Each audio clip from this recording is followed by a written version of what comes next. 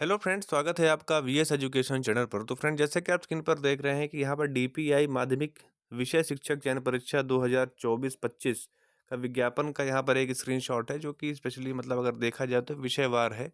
यहाँ पर मेन ध्यान हम लोग इस पे देंगे कि यहाँ पर जो साइंस के जो पद आए हैं वो बेहद ही कम पद यहाँ पर दिए गए हैं। आप सभी को इस बात से आप अवगत भी हैं। आप यहाँ देखेंगे 0 पद यहाँ पर सभी में दिया गया है।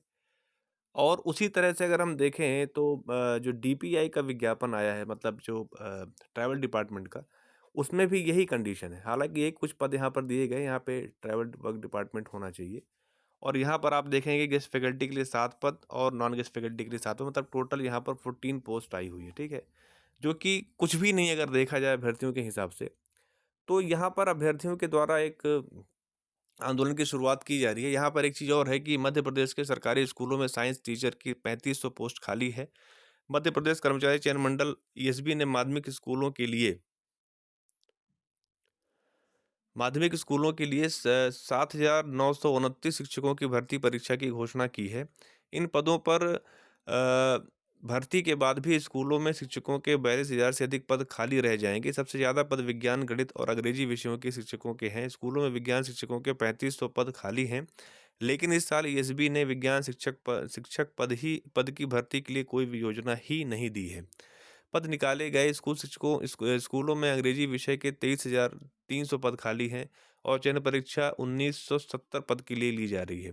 ऐसे गणित विषय के लिए 1470 पद निकाले गए हैं, जबकि गणित के शिक्षकों के लिए 12,900 पद खाली हैं।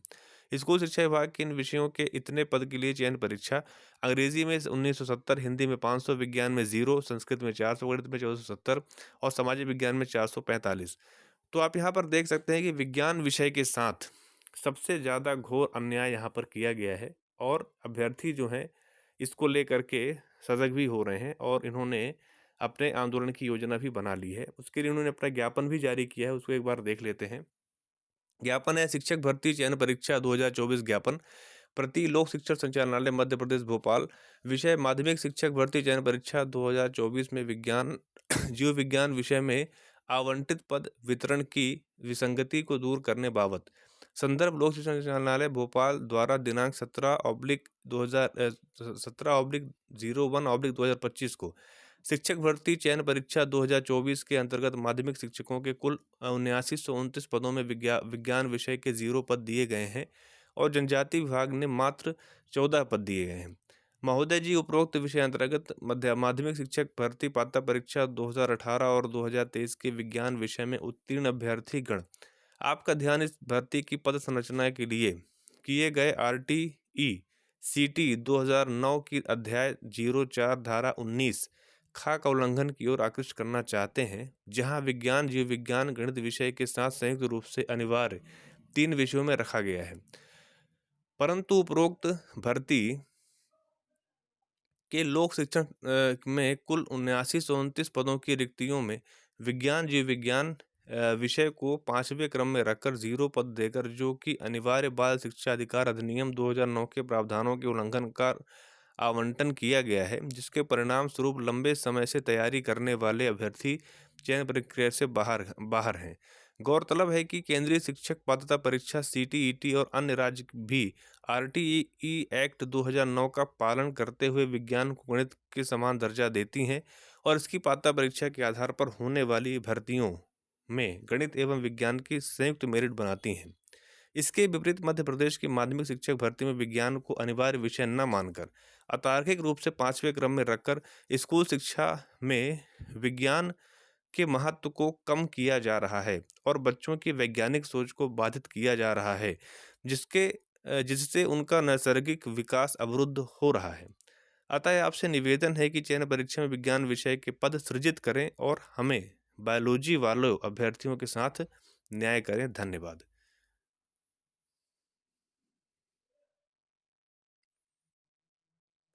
तो फ्रेंड्स, आप यहाँ पर देख रहे हैं कि किस तरह से जो शिक्षक चयन परीक्षा 2024 माध्यमिक शिक्षकों की भर्ती है, इसमें किस तरह से विज्ञान शिक्षकों के साथ घोर अन्याय यहाँ पर किया गया है। आप सभी जानते हैं कि जो माध्यमिक शिक्षक की भर्ती है वो सिर्फ ऐसे ही नहीं है कि खाली अभी आज के डेट में विज्ञापन आ गया तो सीधे जाके भर्ती परीक्षा में बैठ जाओ। इसकी एक पूरी प्रक्रिया होती है, जो प्रक्रिया तब से शुरू हो जाती है जब से आप टेट परीक्षा में बैठते हैं।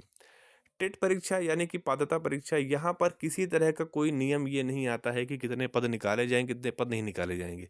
हालाँकि ये बात तो अभ्यर्थियों के मन में हमेशा से रही है, 2018 से ही ये ट्रेंड फ़ॉलो हुआ है कि सामाजिक विज्ञान और विज्ञान में बहुत ज़्यादा पद नहीं आते हैं।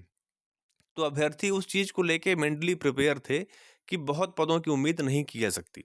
लेकिन ज़ीरो पद की उम्मीद भी नहीं की जा सकती अभ्यर्थियों के द्वारा, क्योंकि ज़ीरो पद का कोई किसी ने सोचा नहीं था कि ज़ीरो पद आएँगे, ठीक है?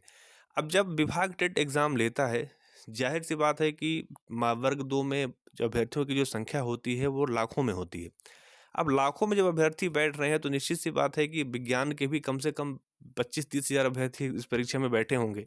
क्वालीफ़ाई मान लीजिए इसमें से अगर 70% क्वालीफ़ाई किए होंगे, तो फिर भी आप ये समझिए कि लगभग अगर अगर पूरा आंकड़ा निकाला जाए तो लगभग 14-15 हज़ार अभ्यर्थी ऐसे होंगे जो कि विज्ञान से टेट क्वालीफ़ाई किए हैं। तो जब वो टेट क्वालीफ़ाई किए, तो क्या उन्होंने ये सोचा था कि जब कभी चयन परीक्षा होगी, हालाँकि कम पद की उम्मीद तो वो जानते थे कि पद बहुत ज़्यादा नहीं आएँगे, लेकिन ज़ीरो पद की उम्मीद वो नहीं किए थे कि ज़ीरो पद आएँगे। फिर अब यहाँ पर एक चीज़ और भी है कि जो विज्ञापन जारी होता है, उसमें आपको सिलेबस भी दिया जाता है, बाकायदा विज्ञान का सिलेबस है।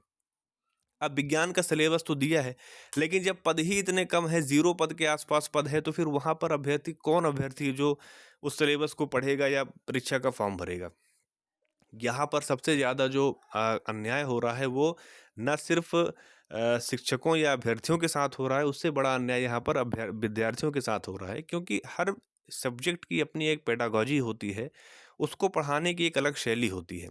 आप सभी जानते हैं कि वर्ग 2 की परीक्षा एक ग्रेजुएशन लेवल की परीक्षा है। ऐसा नहीं है कि आप उसको एक 12th लेवल या 10th लेवल के हिसाब से उसको आप ट्रीट करें। ग्रेजुएशन का मतलब होता है कि जो अपने विषय में, जैसे कि अगर मैं बायोलॉजी की बात करूं, मतलब जीव विज्ञान की मैं बात करूं, तो उसमें आपको बायोलॉजी पढ़ना है, उसमें भी जूलॉजी बॉटनी 2 सब्जेक्ट हो जाते हैं, फिर आपको केमिस्ट्री भी पढ़ना है, फिजिक्स भी पढ़ना है। तो उन सब का जब अध्ययन करता है अभ्यर्थी, 3 साल का समय देता है, हायर सेकेंडरी लेवल की चीज़ों को जब पढ़ता है, उसके बाद उसके अंदर वो कौशल डेवलप होता है कि वो अभ्यर्थियों को या विद्यार्थियों को जो कि हाई स्कूल लेवल तक के हैं या फिर माध्यमिक स्तर तक के हैं, उनको वो पढ़ा सकें। तो यहाँ पर सबसे बड़ा प्रश्न ये है कि अगर उस तरह की पेडागॉजी अगर होती, तो फिर विज्ञान को अलग से रखने का भी यही कारण है। अगर ऐसा होता है कि ऑलराउंडर टाइप की सिस्टम होता है कि हर कोई पढ़ा सकता था, तो फिर हिंदी विषय वाले भी संस्कृत पढ़ा लेते। इंग्लिश विषय वाले संस्कृत और हिंदी पढ़ा सकते, क्योंकि इंग्लिश वालों को ज़्यादा योग्य माना जाता है। फिर वहाँ पर क्यों अलग से, मैं हालाँकि मैं किसी विषय में भर्ती आई है तो मैं उसका विरोध नहीं करता, लेकिन जिस हिसाब से हर विषय महत्वपूर्ण है किसी भी विद्यार्थी के लिए, किसी भी अभ्यर्थी के लिए, उसी तरह से विज्ञान विषय भी महत्वपूर्ण है।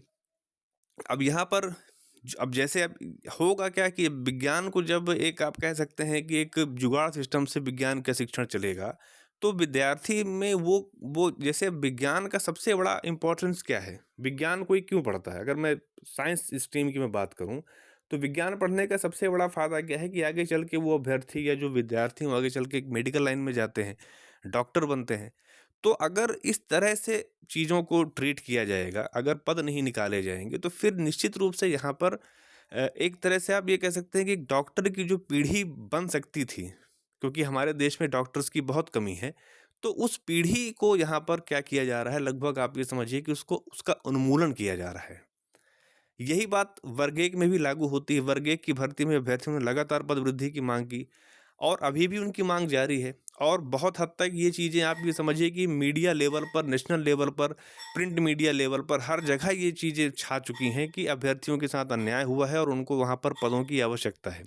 लेकिन यही चीज़ यहाँ पर वर्ग 1 के साथ भी हो रही है, सॉरी वर्ग 2 के साथ भी हो रही है कि अभ्यर्थियों को यहाँ पर क्या है कि पद नहीं दिए गए हैं। तो अभ्यर्थी यहाँ पर पोस्ट को बढ़ाने को लेकर के यहाँ पर आंदोलन कर रहे हैं, और इसको लेकर के उन्होंने ज्ञापन की प्रक्रिया भी स्टार्ट कर दी है, और जैसे-तैसे करके आगे चल के यहाँ पर चीज़ें होंगी, और यहाँ पर सकारात्मक सोच के साथ आगे आपको बढ़ना पड़ेगा। वर्ग ए के अभ्यर्थियों ने बहुत संघर्ष किया, हालाँकि अभी उनकी माँग को एक मुकाम हासिल नहीं हुआ है, लेकिन ये बात सत्य है कि बेरोज़गारी इतनी ज़्यादा है, युवाओं में जागरूकता इतनी ज़्यादा है कि विभाग हो या सरकार हो, उनकी बातें आज नहीं तो कल उनको मानना पड़ेगा। और दूसरी बात ये है कि जब पद विभाग में खाली हैं, अभी हाल फिलहाल में गज़ट आया जहाँ पर लगभग 1 लाख के आस-पास पद माध्यमिक शिक्षक में खाली हैं। तो इतने पद खाली हैं तो फिर विज्ञान के साथ अन्याय क्यों? आखिर वो अभ्यर्थी भी हैं, उन्होंने ये सोच कर तो बायोलॉजी विषय नहीं लिया था कि उनको कल को कोई भर्ती नहीं मिलेगी। उन्होंने टीचर बनने का सपना देखा, बीएड किया, डीएड किया। अब आज की डेट में क्या है कि पद ना होने की वजह से वो फॉर्म भरने में भी उनको झिझक हो रही है कि हम फॉर्म भरें तो भरें क्यों? क्योंकि जब इसमें पद ही नहीं आएँगे तो फॉर्म भरने का क्या मतलब है? तो ये सब यहाँ पर बातें हैं, जिसको लेकर के विभाग को यहाँ पर सोचना पड़ेगा और अभ्यर्थी इसको लेकर के बहुत ज़्यादा जागरूक और सक्रिय हो रहे हैं। तो ठीक है फ्रेंड्स, इसमें यही अपडेट थी। आगे जो कुछ भी अपडेट होगी प्रोटेस्ट को लेकर के या जो भी होगा आपको चैनल और वीडियो के माध्यम से बता दिया जाएगा। तो ठीक है फ्रेंड्स, ये अपडेट थी। वीडियो अच्छा लगा हो तो आप उसे लाइक कीजिए, अपने फ्रेंड सर्कल में शेयर कीजिए। कोई क्वेश्चन हो तो आप कमेंट कर सकते हैं और अगर चैनल पर पहली बार आ रहे हैं तो आप चैनल को सब्सक्राइब कर लीजिए। Thank you.